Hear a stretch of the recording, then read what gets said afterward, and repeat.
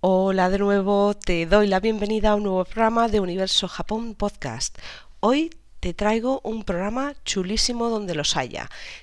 Te voy a hablar con tranquilidad, sin alargarme muchísimo, pero sí con detalle, de los Kare Sansui. ¿Que no sabes de qué va el tema? Quédate y te lo cuento después de la intro.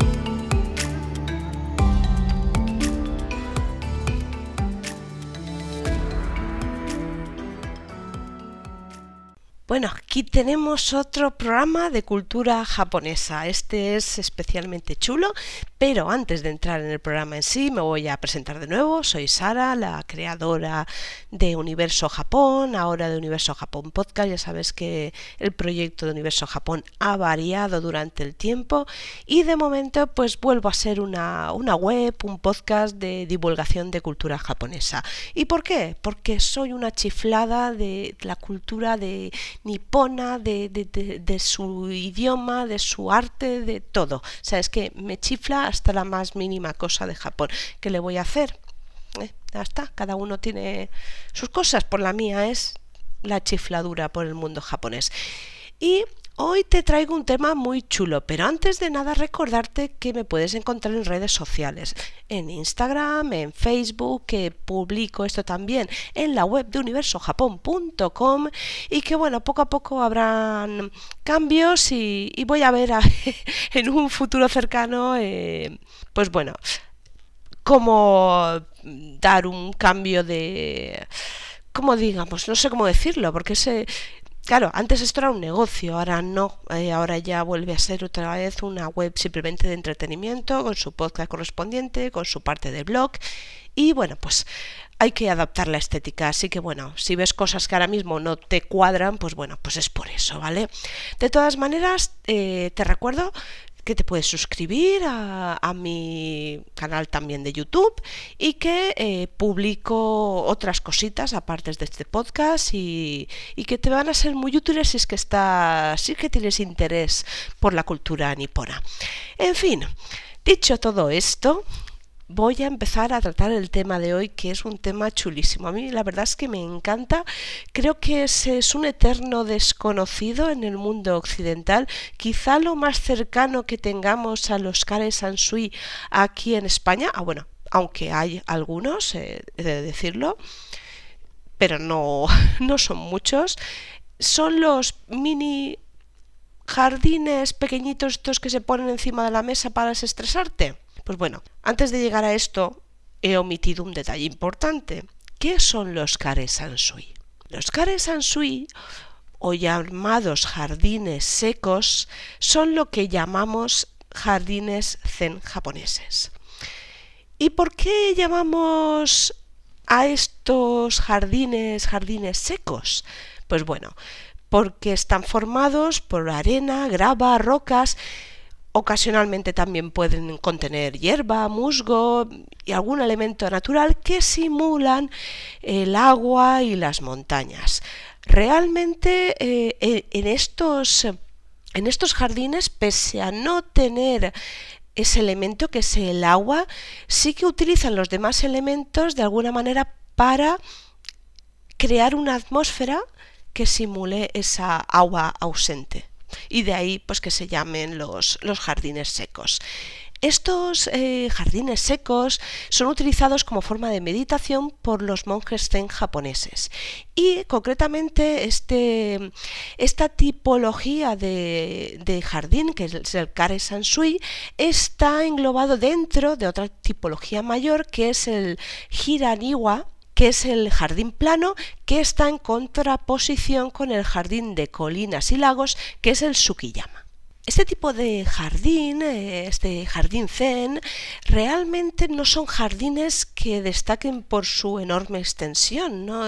Realmente son jardines pequeñitos, incluso acotados a un terreno bastante delimitado y que para disfrutar pues en su totalidad se suelen tener que visualizar a través de una plataforma que les rodea, ¿no? Es para ver el paisaje en toda su extensión. Si bien es cierto que puede parecer muy bonito y dice, ah, mira, me gustaría sentarme en esa roca.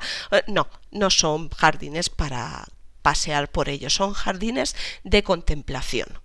Eso es muy importante porque después del trabajazo que se pegan los monjes para rastrillar esos jardines con toda la paciencia del mundo, que además, bueno, ellos utilizan ese trabajo que realizan en esos jardines como meditación, pero hombre, que venga alguien y te lo pise, pues como comprenderás, no me parece muy loable, vamos.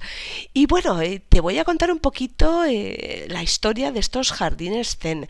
Estos jardines empezaron con el surgimiento del budismo zen en Japón, que se introdujo, esta filosofía zen se introdujo en Japón desde China aproximadamente sobre el siglo XII. Se hizo bastante popular entre los samuráis y los señores así más adinerados y demás, que le daban un enfoque como más de autodisciplina, de control y bueno, pues ahí empezó a tener su auge. La secta budista zen también dejó una influencia profunda en el arte de la jardinería en Japón y en este caso estos jardines tienen la finalidad de llegar a entrar en contacto con el corazón de la naturaleza. De ahí que estos jardines estén únicamente hechos con elementos naturales, sin ningún otro elemento que les haga perder el foco, o sea, como distraer de esa naturaleza de alguna manera que te rodea, o sea, que te envuelve en ese jardín. Y es como mostrar lo esencial de la naturaleza de un modo enteramente espiritual. Resumiendo, la característica principal es la de tratar de expresar la belleza abstracta de la naturaleza, ya que la abstracción ha sido y siempre será un camino hacia la espiritualidad. De hecho, en el Tratado sobre Jardines Japoneses, que fue escrito por el artista Soami 1432-1525, que se llama Tsukiyama Teizoden, que es la realización de un jardín en colinas, Soami describe cuál debe ser la actitud de un espectador ante un jardín zen.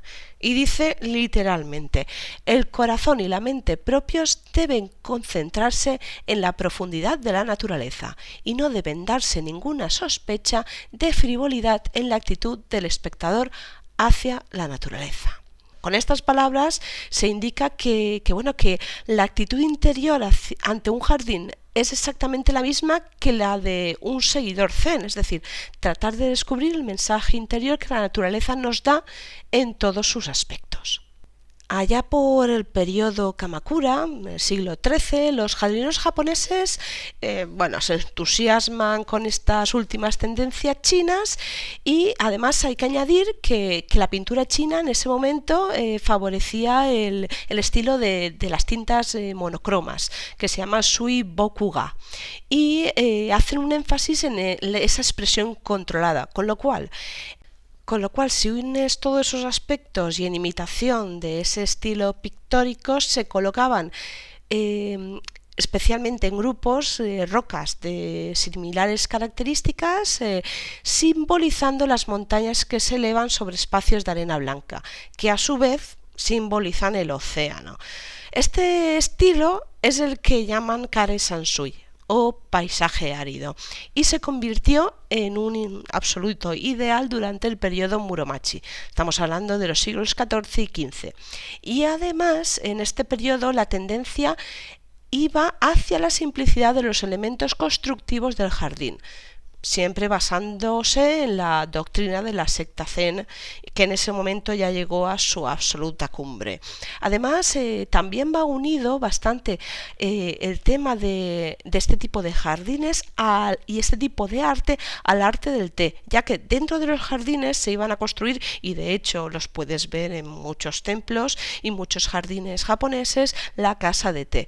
Por todo ello, finalmente este estilo de templo, los Kare Sansui, fueron adoptados fundamentalmente por los templos zen, que tienen influencia del budismo y es donde los monjes se encontraban a meditar. ¿Cuáles eran sus ideales básicos? Pues por una parte Yugen, que es la simplicidad elegante y la expresión de ideas a través de la alusión, y el Yohaku no-bi, que es la belleza del vacío. Que así como por ejemplo en la música se valoran los silencios y todo esto tiene además relación con el taoísmo, que nos dice que, según ellos, el vacío es la parte esencial de las cosas. Un ejemplo que nos pone es que un vaso no es el cristal, sino el vacío de su interior. En el periodo Azuchi Momoyama, 1574-1599, se introducen algunas variaciones. En este caso ya se permite que se tallen las rocas. Anteriormente solo se permitían piedras naturales. Y luego también se permite una práctica que se llama el o-karikomi, que consiste en recortar árboles y plantas como dándole formas, ¿no? Además, en el siglo XX, el arquitecto Shigemori Mirei siguió realizando jardines de tipo Kare Sansui en templos zen, algunos como el Zuiho-in o el Tofuku-ji. Cuando hablaba antes del tema de crear paisajes abstractos, lo que se logra eliminando ese agua y poniendo en su lugar piedras o arena o piedritas más pequeñas, lo que logran los monjes es crear un paisaje atemporal, y ahí es donde inciden en que esa atemporalidad le da una forma abstracta. Ya en China eran comunes hacer ese tipo de composiciones hechas con piedra, pero para Japón era algo bastante revolucionario, y concretamente, como te comentaba antes, el hecho de no tener agua y tener la necesidad de representarla. ¿Cómo lo hacían? Pues bueno, el agua se representaba rastrillando cuidadosamente la arena con unos patrones ondulados. Además, te pondré algunas fotos y verás que esto es un auténtico, increíble. Está con una perfección increíble y una belleza realmente impactante. La verdad es que son muy bonitos. Lo único que quizás si los ves de cerca no eres capaz de advertir esas formas o esa idea que pretende representar, y por ello, como te decía al principio, tienes que verlo desde una cierta perspectiva sobre una plataforma, que suele ser la que bordea ese jardín zen. Además, la arena blanca no solo representa el agua, sino también proporciona un espacio negativo en la composición y por tanto el vacío. Sin embargo, las rocas se utilizan para representar diferentes elementos de un paisaje típico. Pongamos, las islas, las montañas, los árboles, animales, se organizan de una manera equilibrada, pero, y esto es muy importante, nunca es simétrica. Suelen organizarse estas rocas en grupos de 3 y realmente verás que hay una simplicidad bestial en estos jardines, pero su simbología es la de revelar ideas complejas a través de la meditación. Además, teniendo en cuenta el significado de los jardines zen, pues no sorprende que por esa época fuera publicado en el siglo XI un manual, el Saku Teiki, que es el manual de planificación más antiguo del mundo en cuanto a jardines se refiere, ¿no? Y pues fue tomado como una especie de manual para también la creación de estos jardines zen y saber cómo ubicar estas piedras y cómo estos patrones de arena rastrillada, pues cómo perfeccionarlos y que fueran cada vez de alguna manera ya no bonitos, sino que realmente fueran capaces de expresar esa idea que el autor estaba buscando en esa composición. Se dice que estos jardines son utilizados como forma de meditación para los monjes zen japoneses y además a partir de su contemplación se puede llegar al satori, lo que viene siendo el nirvana japonés. Aquí te los venden de alguna manera, para ponértelos encima de tu escritorio y cuando tengas un momento así de más estrés, pues cojas el rastrillito y te pongas a hacer tus formas bonitas en la medida del espacio tan reducido que tienen. pero bueno, a gran escala pues también es una forma de meditación de estos monjes zen, aunque como ya te contaré más adelante, esta teoría se pone en tela de juicio, pero esto te lo contaré más adelante. Bueno, como te decía, el arte del paisaje es el de engañar al ojo, ¿no? No hay agua, pero no hace falta, porque realmente su simbología sí que se encuentra.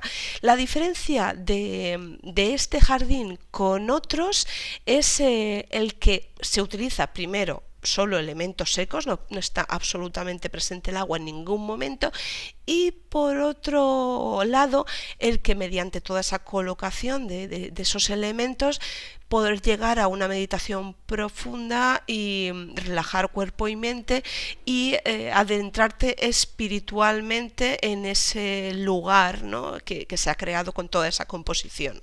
¿Y cuándo fue que esto estalló ya en el boom y los jardines sobre todo que ahora mismo perduran en el tiempo?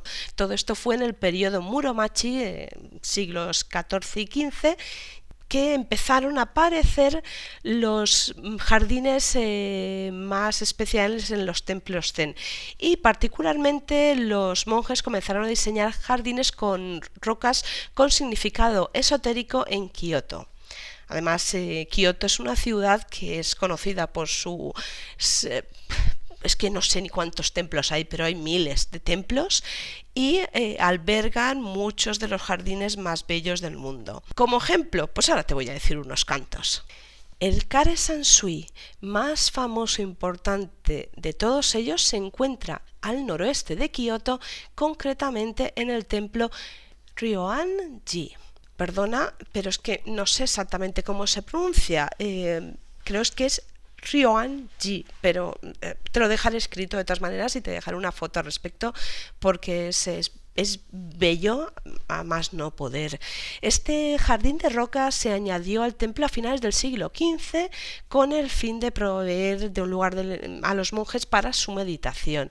Y se dice que este jardín tiene un efecto tranquilizador. El autor fue un monje llamado Swami y está compuesto por un total de 15 rocas de distinto tamaño sobre una superficie rectangular de arena blanca.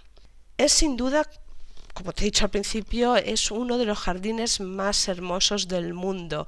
Es espectacular. Es un jardín rectángulo de casi 250 metros cuadrados, llenos de arena blanca, y como te he dicho son 15 piedras dispuestas en 5 grupos de 3. Además, alrededor de cada piedra hay un pequeño rastro de musgo, que es el único signo de vegetación que aparece en toda la composición. Y claro, la arena está rastrillada cuidadosamente siguiendo unos patrones perfectos. Vamos, espectacular. ¿Qué simboliza este jardín? Pues realmente nada. Bueno, vamos a matizar este nada. El jardín Ryoan-ji no simboliza ni tiene el valor de reproducir una belleza natural que uno puede encontrar en el mundo real o un mundo mítico. Tal como escribió el historiador Günther Nietzsche. Él decía: considero que es una composición abstracta de objetos naturales en el espacio, una composición cuya función es incitar a la meditación. En este jardín hay una cosa muy curiosa, porque dependiendo del punto en el cual la persona que contempla el jardín se ubique, las piedras no se pueden ver todas simultáneamente. Y se dice que si se llegan a ver todas a la vez es porque se ha llegado a un nivel espiritual en donde no hay barreras visuales ni mentales. Bueno, yo creo que llegados a este punto vamos a decirles ya a los japoneses que nos abran las fronteras, que queremos ir a este hermoso jardín. Por Dios, venga, uniros a mí.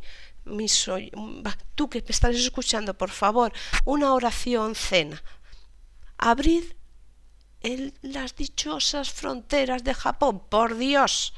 Bueno, tenía que decirlo, no va por el tema, pero es que ¿cómo quieren que veamos estas maravillas si no nos dejan entrar en el país? El siguiente que te voy a contar, y después de haberme, haberme ido por peteneras, como diría mi familia, pero es que es verdad, o sea, es que esto es inaudito, estos japoneses que se cierran a cal y canto, madre mía, de verdad. Yo creo que si tú quieres ir a Japón, que sé que lo estás pensando y lo estás deseando, pensar lo mismo que yo, vamos, estoy convencida. Bueno, pero ahora continuando. Otro jardín zen bastante famoso es el Daishin-in.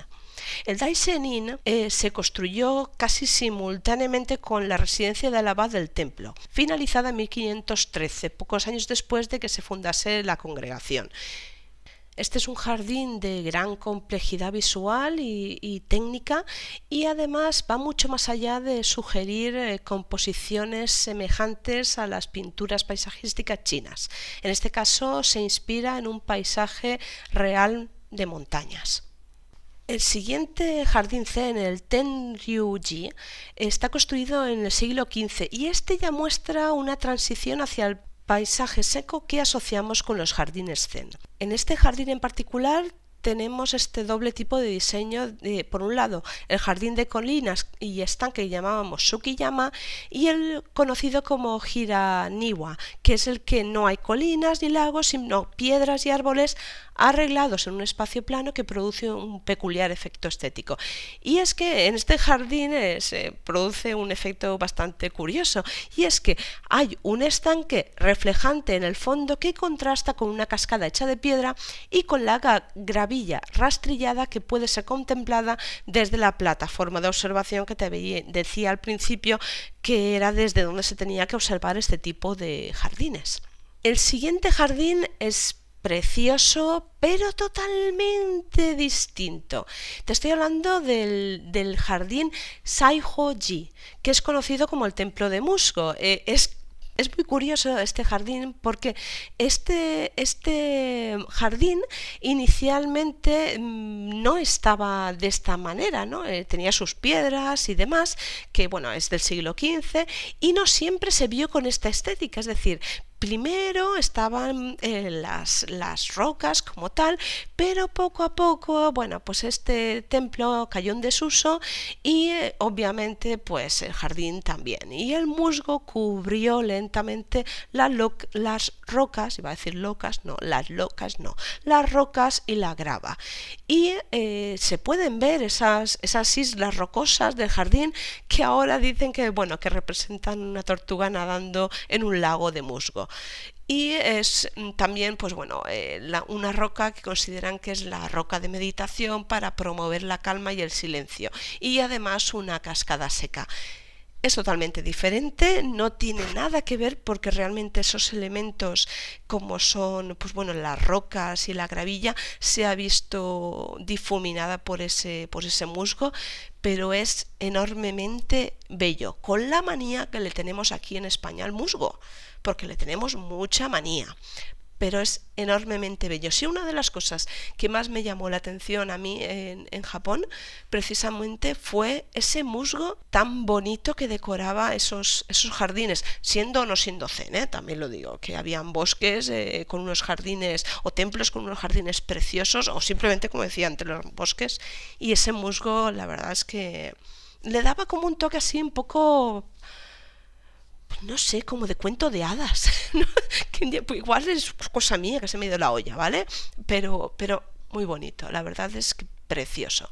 Y bueno, ahora te voy a contar el otro más, que es el Daitokuji, que bueno, realmente es un complejo de templos amurallados que alberga 22 subtemplos, y los cuales cuentan con jardines zen que son bastante impresionantes, no todos, pero algunos, ¿no? En uno de sus subtemplos, el Daishin-in, tiene un jardín zen en el que se ha representado un paisaje en espacio muy mínimo. Las rocas agrupadas en un extremo presentan montes, de los que cae una cascada de agua, que también es simbólica obviamente, y que está expresada por grava blanca que sale de entre las rocas y corre hacia adelante hasta abrirse en un río en el que se ve una barca que está formada por una roca. Este jardín además es muy curioso por su diseño, pero porque muchos académicos creen que puede ser este jardín, su diseño en sí, una metáfora de un viaje por la vida. Y es que dicen lo siguiente: el jardín comienza con una cascada de piedra. que simboliza el nacimiento, y termina con un río simbólico rastrillado que desemboca en el océano abierto, que simbolizaría la muerte. Bueno, hay para gustos los colores. Yo creo que ese simbolismo puede estar bastante acertado. A ver si encuentro una foto decente que te pueda colocar por el hecho de los derechos de autor y todo el rollo y ya me dices tus comentarios. Y como último te voy a contar uno que es realmente curioso porque tiene elementos muy especiales. Te estoy hablando del Ginkakuji. Es el famoso pabellón de plata, ¿no? Tiene unos jardines zen muy curiosos, y es que tienen unos conos de arena rastrillada. Es decir, te encuentras esas rocas, bueno, más que rocas es mucha arena, y en varios puntos te encuentran esos conos, ¿no? Pues uno de ellos mide 2 metros de altura y se cree que este cono en particular simboliza el monte Fuji. A ver, como simbolismo, pues también lo utilizaron en las Olimpiadas. Me parece bastante acertado. Así que muy bonito, la verdad. Precioso. ¿Qué te voy a decir? Ahora, pues bueno, interpretaciones. A verlas, haylas, como las meigas, ¿no? Pues sí, hay quien dice que la grava representa el océano y las rocas representan las islas de Japón. Hay quien va más allá y dice que las rocas representan a la tigresa con sus cachorros nadando hacia un dragón. Bueno, luego hay otras interpretaciones que, bueno, toman el kanji de Kokoro. Bueno, pues es un kanji que ya te lo dejaré, pero que dicen que esas rocas forman ese kanji, cuyo significado es el corazón, el espíritu, la mente. Y hay otros que dicen que las rocas serían los picos de unas montañas sobre un mar de niebla.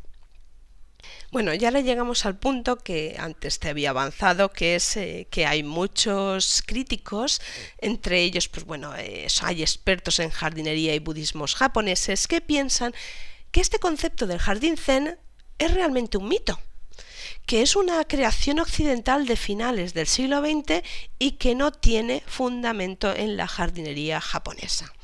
Dicen que efectivamente sí que existe lo que es la estética del Kare Sansui o el jardín seco, pero que en ningún modo es algo exclusivo de los jardines adyacentes a los templos zen, que pueden hallarse en casas, restaurantes, de igual modo que en los templos zen se encuentran pues, esos jardines de otro tipo de estilos.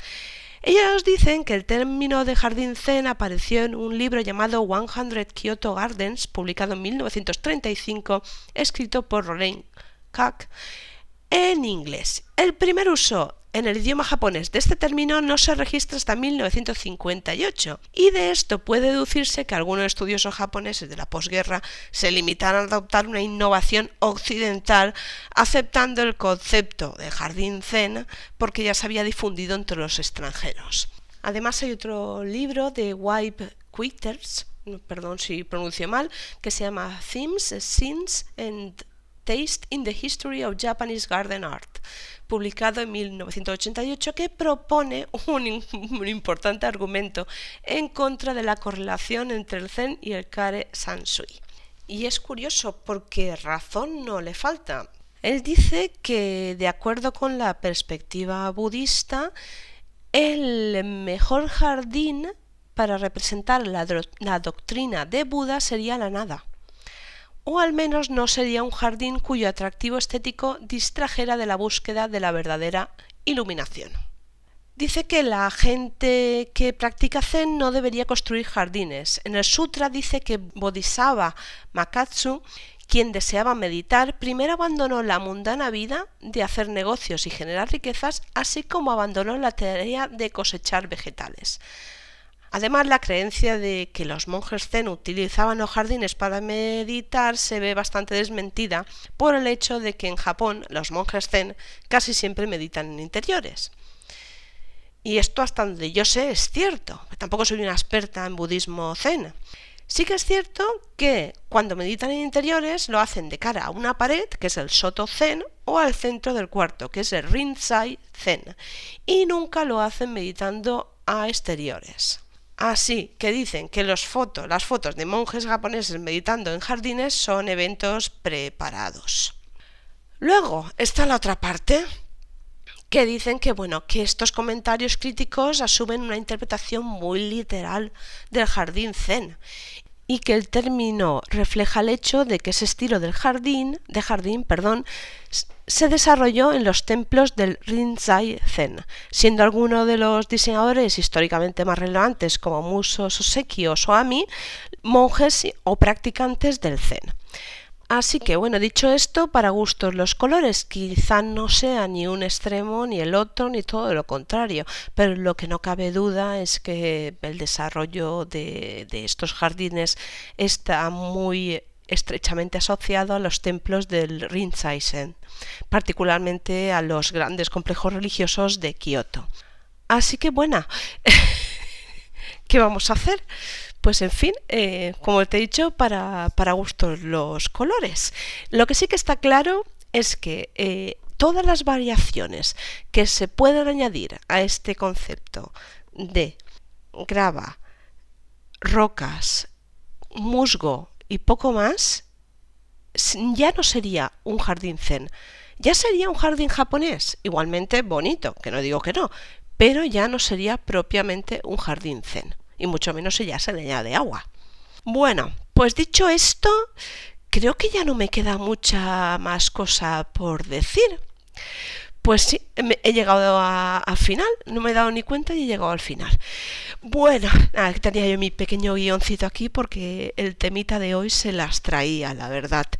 Me ha costado un poquito, he tenido que, bueno, apuntes de algún libro, varias páginas web y bueno, finalmente creo que he logrado lo que quería, quizá en un tiempo más largo del que yo quería o del que yo pretendo, porque ya me estoy metiendo en 30 y pico minutos, pero bueno, espero que haya valido la pena, que te haya gustado este programa y te espero, como siempre, en mis redes sociales, en Instagram, en Facebook, en YouTube, en la web universojapón.com.